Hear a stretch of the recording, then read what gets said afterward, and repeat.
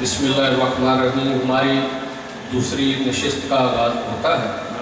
ये जो आज की महफिल है मिर्ज़ा अनीस बेग साहब की रिहाइशगाह पे मुनक़्क़द की जा रही है।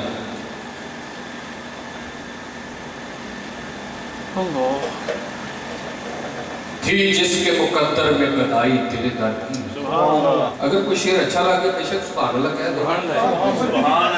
सुभान अल्लाह कोई बंदे नहीं सारे अच्छे हैं। सारे अच्छे। कई लोग बाद में आए उनको मैं बता रहा हूँ, आप तो कह रहे हैं माशाअल्लाह इंशाअल्लाह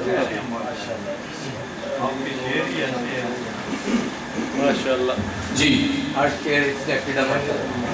मैंने अनीस साहब को कल भी कहा है कि ये बड़ा औखा काम होता है, मुझे ना कहें। कहने के नहीं आपने स्पेशलिटी करनी है वरना कुछ भी हो जाए।